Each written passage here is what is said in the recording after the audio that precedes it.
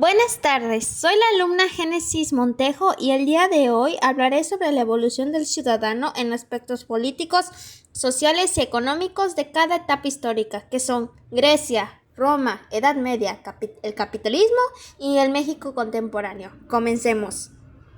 Primero tenemos a la Grecia antigua. Un aspecto político es el surgimiento de la polis.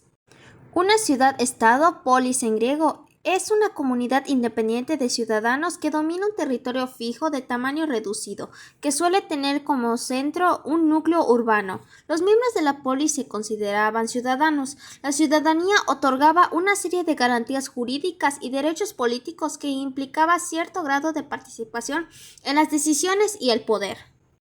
El aspecto social es el teatro griego como forma de educación cívica. Tradicionalmente suele atribuirse a Tespis la creación del teatro griego a finales del siglo VI a.C., bajo el mandato de Pisístrato en Atenas. Aunque su obra no se ha conservado, el origen del teatro griego está relacionado, según señala Aristóteles en su Poética, con las fiestas en honor de Dionisio, concretamente en las improvisaciones sobre el ditirambo, el canto ritual dedicado a Dioniso, hechas por sátiros, personas disfrazadas de macho cabrío. Y tenemos el aspecto económico, que sería el comercio en las costas del mar Mediterráneo. Con la caída de Tiro en el año 572 a.C., la presencia del comercio griego en las costas occidentales del mar Mediterráneo se intensifica. Aunque el testimonio de restos materiales de procedencia griega ya se vinculaba a la expansión fenicia, es ahora cuando se produce un mayor aporte como consecuencia del contacto directo entre esta potencia marítima y los poblados indígenas. Segundo, Roma antigua. En el aspecto político tenemos la transición de la República al Imperio Romano.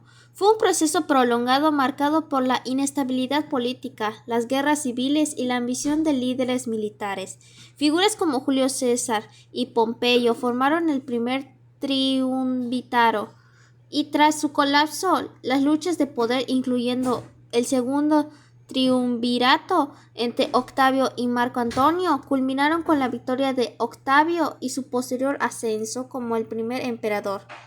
Aspecto social: el reconocimiento del cristianismo como religión legal. El cristianismo se legalizó inicialmente en el Imperio Romano con el Edicto de Milán en 313 d.C., que otorgó tolerancia religiosa a través del emperador Constantino. Más tarde, Teodosio I lo convirtió en la religión oficial del Estado en el 380 d.C. Y en el aspecto económico tenemos la crisis económica del imperio y dependencia del trabajo esclavo. Estuvo ligada a su alta dependencia del trabajo esclavo, formando un círculo vicioso que contribuyó a su decadencia. La economía romana se basó fundamentalmente en la expansión territorial y la constante afluencia de mano de obra esclava barata, obtenida a través de las conquistas militares. Tercero, Edad Media. En el aspecto político tenemos el sistema feudal. Durante la Edad Media, el sistema feudal fue la forma principal de organización política. El poder se descentralizó, quedando en manos de los señores feudales, quienes gobernaban sus tierras a cambio de protección y lealtad al rey. Este sistema se consolidó después de la caída del Imperio Romano de Occidente en el año 476 d.C. y dominó gran parte de Europa hasta el siglo XV, cuando comenzaron a formarse los primeros estados nacionales. Aspecto social: las jerarquías. La sociedad medieval se estructuró en varios regímenes, donde cada grupo tenía un papel definido. La nobleza protegía, el clero obraba y los campesinos trabajaban la tierra. La Iglesia católica tuvo un papel central en la vida cotidiana, la educación y la moral, especialmente entre los siglos XI y XIII, cuando alcanzó su máximo poder e influencia. Este orden social comenzó a cambiar con la crisis del siglo XIV, como la peste negra. Y aspecto económico: ¿cómo funcionaba la economía en el medieval? La economía medieval fue principalmente agraria y feudal, basada en la producción local dentro de los feudos. Sin embargo, a partir del siglo XI surgió un renacimiento comercial y urbano, con el crecimiento de las ferias, rutas de comercio y gremios artesanales. Este cambio económico marcó el paso hacia una economía más monetaria y el resurgimiento de las ciudades europeas como centros de intercambio y producción. Cuarto, capitalismo. Aspecto político. Las revoluciones. Se consolidó junto con las revoluciones liberales y la creación de los estados modernos, que defendían la propiedad privada y la libertad económica. Un momento clave fue la Revolución Francesa en 1789, que eliminó el poder absoluto de los reyes y promovió principios como la igualdad ante la ley y el libre comercio. Aspecto social, la burguesía y el proletariado. Iniciada hacia 1760 en Inglaterra, surgieron dos nuevas clases sociales, la burguesía, dueña de las fábricas y el capital, y el proletariado, formada por los trabajadores asalariados. Esto formó la vida social, se produjo una migración masiva del campo a las ciudades, nacieron los movimientos obreros y comenzó la lucha por derechos laborales. Estos cambios marcaron profundamente la estructura social de los siglos XIX y XX. Y aspecto económico, propiedad privada. Se basó en la libre competencia y la búsqueda de ganancias.